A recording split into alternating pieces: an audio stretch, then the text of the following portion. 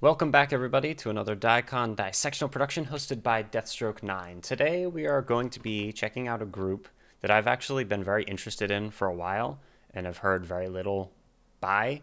I know pretty much nothing about them. But, yeah, I've heard lots and lots of good things about their storytelling abilities, about their songwriting, and, yeah, everything I've heard has made me intrigued. So, we're going to be checking out Bright Eyes today. And there are a few different songs that I wanted to do, but we're going to start with this. It's called At the Bottom of Everything. There is a music video for it.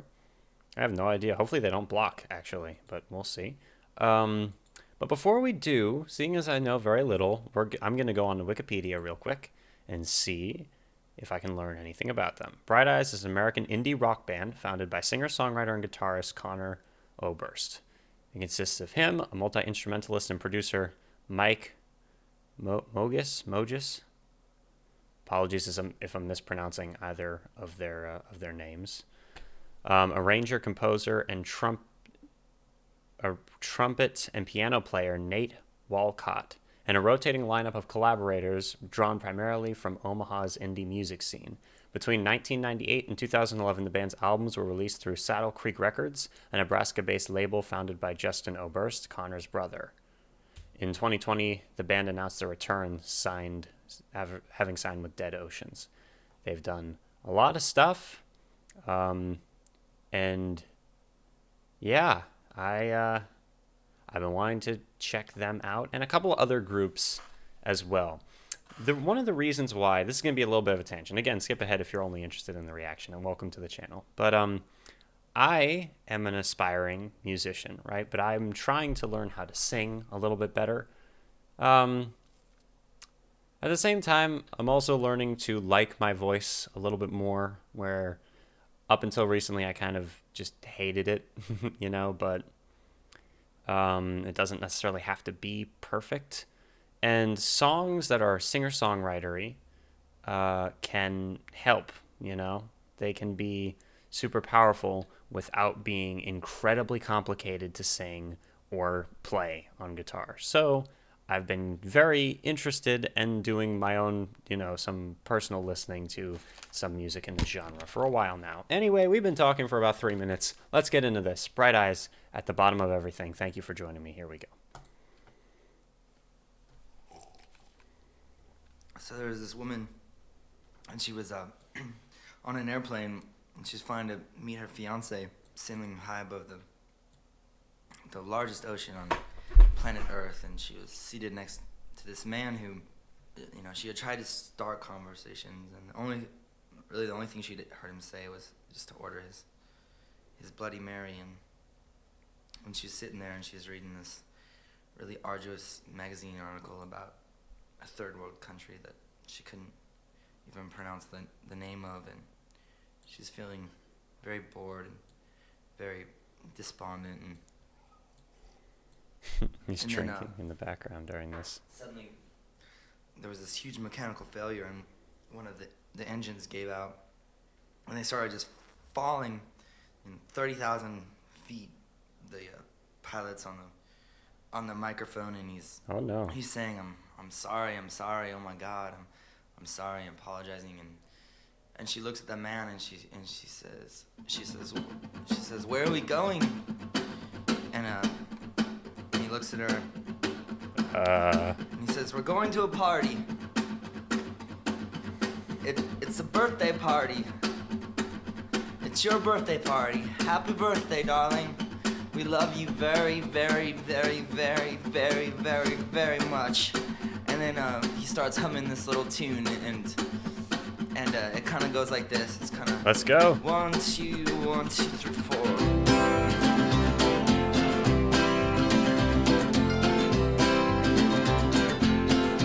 All right.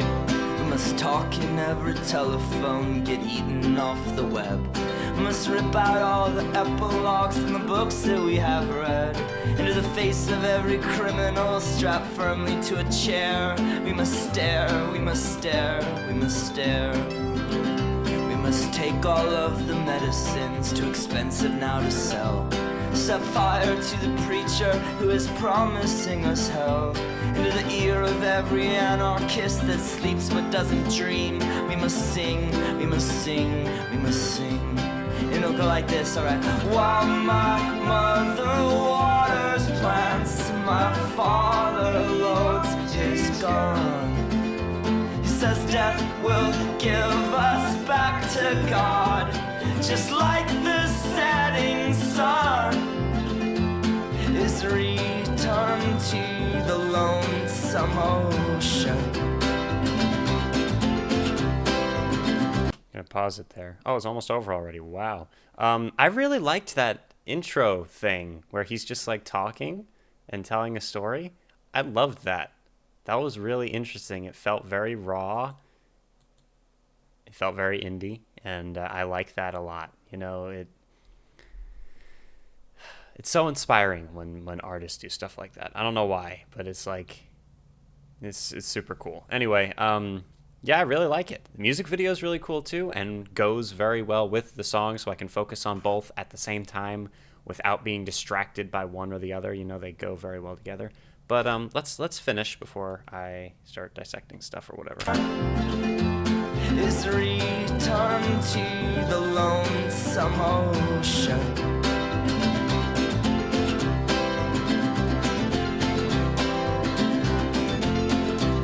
And then they splashed into the deep blue sea.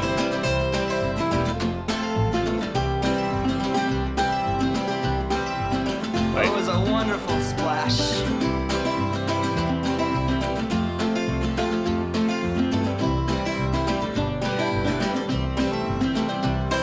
Blend into the choir, sing ecstatic with the whole. Must memorize 9 numbers and deny we have a soul. Into this endless race for property and privilege to be won. We must run, we must run, we must run. We must hang up in the belfry where the bats and moonlight laugh. We must stare into a crystal ball and only see the past. Into the caverns of tomorrow with just our flashlights and our love. We must plunge, we must plunge, we must plunge. And then we'll get down there, way down to the very bottom of everything. And then we'll see it, oh we'll see it, we'll see it, we'll see it. Oh my morning's coming back. The whole world's waking up. All the city buses swimming past. I'm happy just because I found out I am really no one.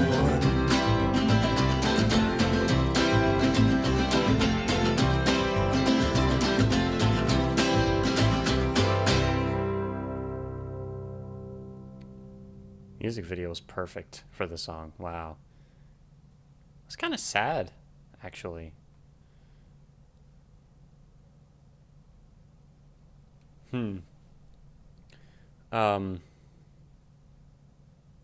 This person writes, I had no idea this song existed until today. I was exploring an abandoned amusement park and I saw in the air of every anarchist that sleeps but doesn't dream, we must sing, spray painted on a wall. Yeah, the song felt like super happy, but the lyrics sounded incredibly, I wouldn't say depressing, but like very, actually I guess it's kind of the opposite of depressing. The music almost is, it's about a very dark subject matter, you know? Right from the beginning, it's already dark as anything. I quite enjoyed that. No one actually formally like requested this group in comments or anywhere, but I quite enjoyed that. All right, let's take a look at these lyrics. So first we've got the intro. Gonna go through that pretty quickly, but here we go. There was a woman, she's flying on an airplane, she's flying to meet her fiance. All right, so already we're like, there's always this thing where the storyteller wants to make us feel attached to the main characters in the story. Otherwise, they're plunging to their death, but we don't care, you know? Like, you could just say there's a woman on an airplane, suddenly the airplane starts breaking, you know, and it's going to fall. But instead he starts with, she's got someone that she's going to get married to waiting for her, right? Sailing high above the largest ocean on planet Earth, so far away from anyone who could possibly help. She's seated next to this random dude who she tried to start conversations with, but he hadn't really responded to her. All right? And he ordered a Bloody Mary. She's sitting there. She's reading a magazine article about a third world country she can't even pronounce the name of. So she's bored. She's despondent. She's wasting her life on whatever it is that she's doing. Then suddenly there's a huge mechanical failure, and that forces everybody to reevaluate their entire life up to that point. Figure out what the hell they're living for. What are they even doing, you know? If everything could be taken away like that, right? And that's what the music video perfectly encapsulated with, you know, the characters in it starting to make out, starting to drink or eat substances, or just start dancing, or just hugging each other. Or there was the part where the airplane was going down, they all went woo, like they're going down a roller coaster, because while the subject matter of the song is depressing, it's kind of a call to arms almost. It's like, death is coming, we can't escape it, let's go out in a blaze of glory, you know? Suddenly, there's this huge mechanical failure. The engines give out. They start falling 30,000 feet, and the pilot's on the microphone, and he's saying, "I'm sorry. Oh, my God, I'm sorry." And he's apologizing, and she looks at the man, and she says, "Where are we going?" She was probably half asleep at this point, and she's obviously scared. And the man, then they make us care about the guy, too, because he's really nice. He looks at her, and he's kind of, he smiles, and he's like, "We're going to a birthday party. It's your birthday party. We all love you very, very much." And he starts humming this tune. And it goes kind of like this. 1, 2, 1, 3. 1, 2, 1, 2, 3, 4. We must talk in every telephone, get eaten off the web. We must rip out all the epilogues from the books that we have read. Into the face of every criminal strapped firmly to a chair, we must stare, we must stare, we must stare. Oberst uses the web in connection with the previous lines about telephones to refer to both the internet and a spider's web. We must engage in every form of communication, even if it proves to be to our detriment. The internet is full of predatory scam artists, sexual predators, hate groups, etc. Okay, interesting. There's a positive side to being connected, though. Connor probably feels this way because of the loneliness he has experienced, such as in Lua, where he talks about having a conversation with his reflection. He probably feels that other people shouldn't have to go through what he has, and therefore be connected with others, even if it runs the risk of bad things happening, in case these things aren't as bad as being lonely for most of your life. By removing the author's official interpretation or conclusion to the events of the book, you allow your interpretations to be the correct one. Rip out the epilogues from the books that we have read. That's a great line. On the surface, this seems to be referring to an electric chair. That's what I thought. But this could also be a statement deriding politicians and people with tenured seats of power as criminals. Interesting. All right. We must take all of the medicines too expensive now to sell, set fire to the preacher who is promising us hell, into the ear of every anarchist that sleeps but doesn't dream. We must sing, we must sing, we must sing. And it'll go like this. While my mother waters plants, my father loads his gun. He says death will give us back to God, just like the setting sun is returned to the lonesome ocean. Oh boy. It is well known that healthcare costs pre-Affordable Care Act in the U.S. were out of control and continue to be the highest of all industrialized countries. This line imagines that with skyrocketing prices, demand is all but gone. This tradition of the so-called fire and brimstone preaching has deep roots in the United States. Many cite the "Sinners in the Hands of an Angry God" sermon given by Jonathan Edwards to his congregation in the western Massachusetts hamlet of Northampton, ironically today a very liberal college town, as one of the seminal works that started the so-called Great Awakening, a movement which would indeed alter and add fervor to Anglo-Protestant communities. Interesting. A sample from Edwards' sermon. There is nothing that keeps wicked men at any one moment out of hell but the mere pleasure of God. The Ideas central to Edwards and his cohort remain prevalent in the U.S. American evangelical movement, and that is the centrality of God and the threat of harsh punishments for engaging in blasphemy or going against God. Oberst's way of encouraging people who want to subvert the status quo but are too afraid to follow through on their dream. A person who sleeps but doesn't dream can work as a metaphor for someone who sleeps through life without dreaming of a better world for themselves, and instead just constantly is like, I guess this is as good as I will ever make it, Singing in his ear acts to conjure up a dream.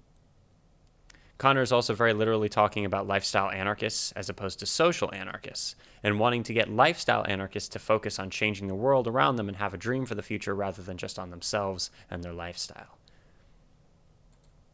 So the mother's watering plants, but the father's loading his gun. While the father's following quote may seem like it's a comforting statement that death is a natural part of life and returns us to a transcendent state, it is complicated by the fact that this father is described as loading his gun while saying this, implying that there is imminent death he is about to set into motion, which would make it that he's justifying, killing to himself.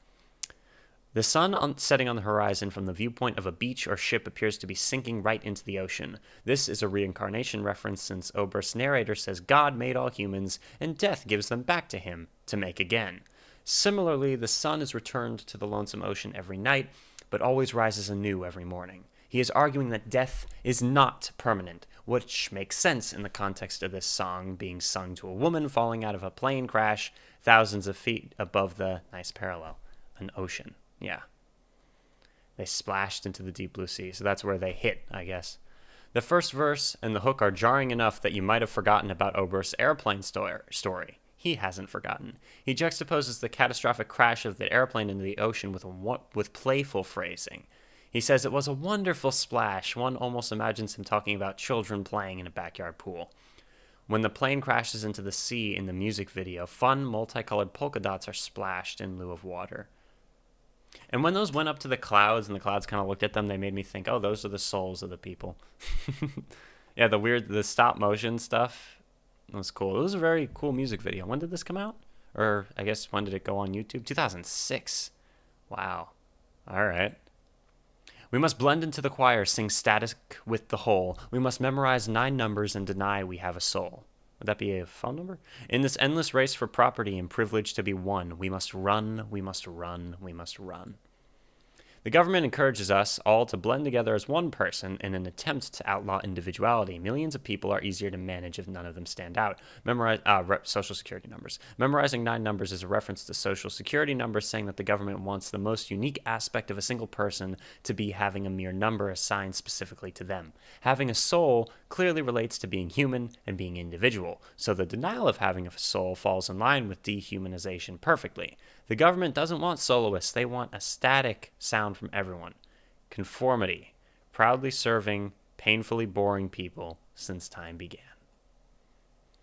These lines are reminiscent of Kurt Vonnegut Jr.'s short story Harrison Bergeron. Again, I'm probably mispronouncing stuff right and left here, in which a handicapper general from the government makes everyone completely equal in every way. Those who are smart must wear devices in their ears that make random noises to distract their thoughts, and those who are strong must carry weights tied to their necks and arms everywhere they walk. Nobody can do anything original or creative, but they are too brainwashed to even be upset by this insane lifestyle.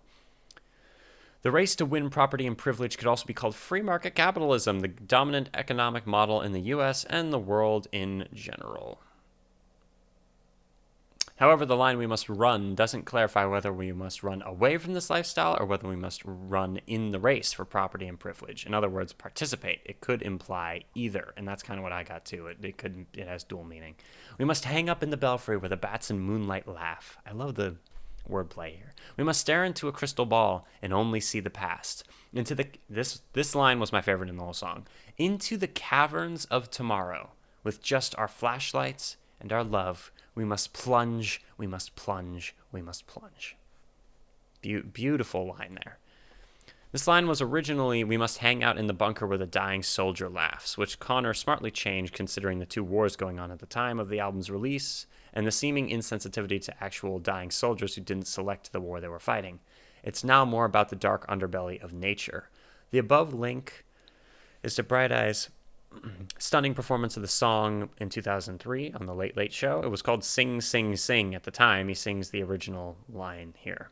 Okay. He also opens the song by saying this song is for the governor of California and the president of the United States, two people I admire very much for their biceps and their creepy fascist agendas. He takes down the same two men in the line from Let's Not Shit Ourselves. I should stop pointing fingers, reserve my judgment of all these public action figures and cowboy presidents. He also yells, M. Ward for president, before M's stellar solo on what looks to be a pawn shop guitar. Huh. Interesting.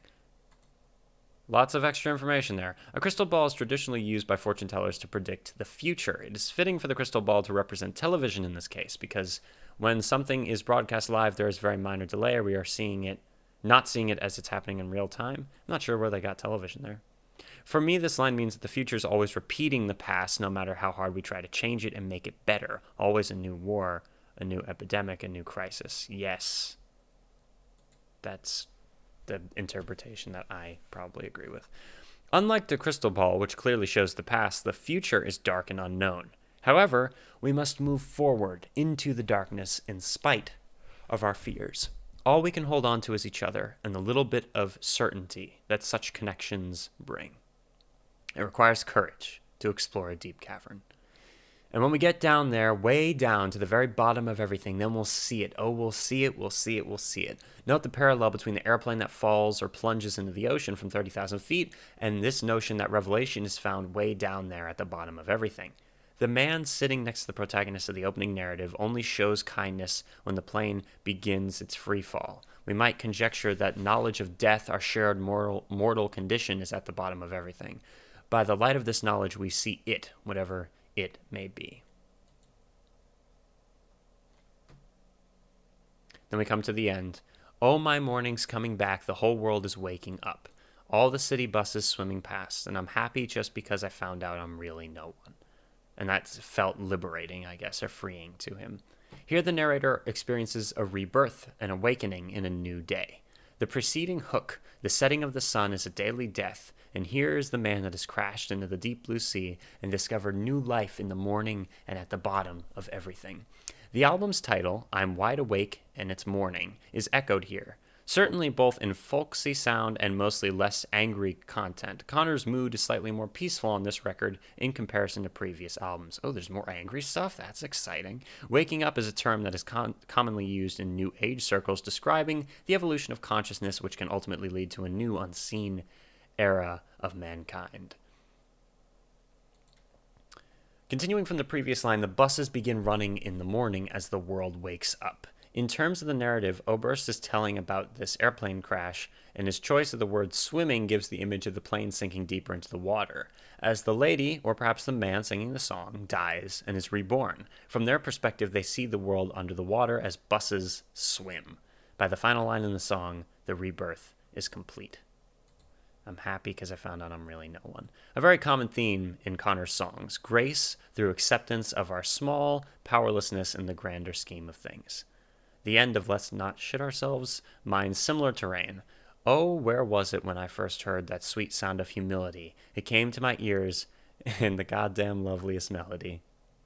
That's actually beautiful.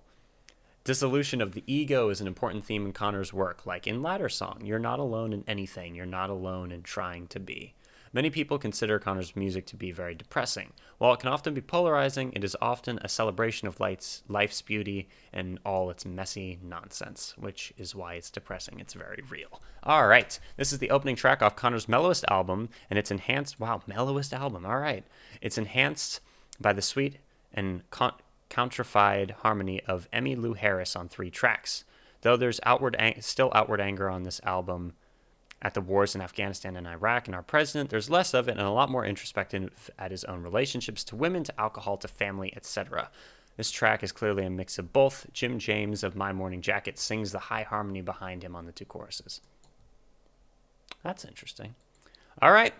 this video ended up being really long. That's bright eyes at the bottom of everything. Thank you so much for joining me. If you're new to the channel, my name is Daniel, and here we react to things. And if you'd like, please consider subscribing. I'm trying to get to 30,000 subscribers by the end of the month. It's September of 2021. I hope we can do it. My birthday's at the end of the month, which is why I set that goal. And yeah, welcome. We are Legion, my friends. Let me know what other Bright Eyes songs you'd like me to check out. But there's another one that I want to do next, so that's probably the one I'm going to do next. But we'll see which one it is. See you guys soon. Adios.